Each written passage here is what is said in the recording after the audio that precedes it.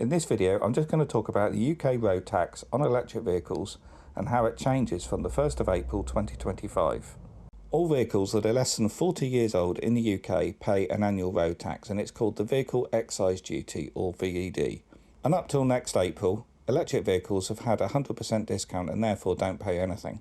And now that's about to change, and there's some significant price increases across the board, not just for EVs, but for petrol and diesel vehicles as well.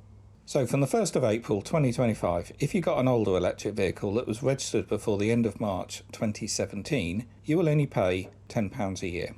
And then all other used electric vehicles on our roads registered between April 2017 and March 2025 will pay £195.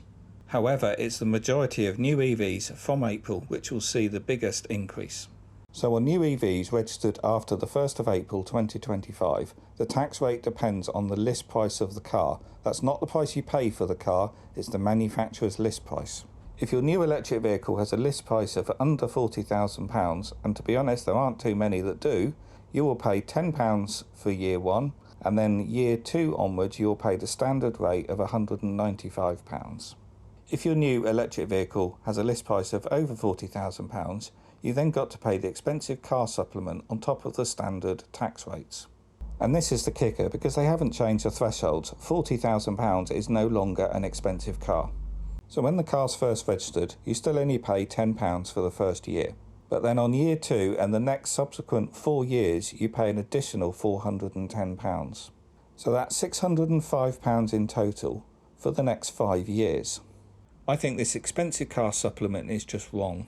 Cars are already taxed based on the value because we pay VAT on cars, and therefore someone buying a more expensive car is going to pay more VAT.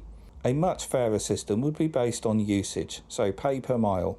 So someone that does a lot of miles per year and therefore is using the roads more will pay more tax than someone that just potters around locally and goes to the shop once a week. But the £40,000 threshold is just too low. It hasn't risen with inflation. Even a small family car like a Vauxhall Astra can now fall into this higher tax bracket. It also causes huge problems for manufacturers and in the UK motor trade, because some models with certain options fitted will be over that £40,000 list price and therefore just will not sell. And the BMW i3 suffered from this when they introduced this scheme. And BMW dealers were left with models that wouldn't sell because they were in that high tax bracket. So next year, expect to see manufacturers drop their price to get under £40,000 and probably lower the specification on certain vehicles as well. Electric van owners are going to see a huge increase from April as well, because they're going to be put straight on the standard light commercial vehicle rate. And the current rate is £335 a year, so expect to see a small increase on that, and I suspect it will be £340 from April. But also road tax on combustion engine vehicles is increasing from April as well. While I've been driving electric vehicles for 8 years now, I do also still have a diesel vehicle for towing, because there aren't any electric vehicles yet available that can tow 3.5 tonne. Apart from the new Maxus e-Terron 9 pickup, which is just launching now in the UK. So maybe in a year or two's time, when these start coming into the used market, I'll be able to finally ditch diesel for good. I've got a Land Rover Discovery, and the majority of people that own these or similar vehicles are paying £710 a year. But fortunately my Discovery is the commercial version, so it's basically a 2-seater van and it's taxed as any other LCV. And that's at the fixed rate, which I mentioned earlier, the same as electric vans, which is £335 a year this year and maybe £340 next year. But it's the new petrol and diesel cars from April next year which are going to see the huge price increases, with the first year rate starting at £110 going up to an eye-watering £5,490. And if it's over £40,000, you've got to pay an additional £600 on top of that as well.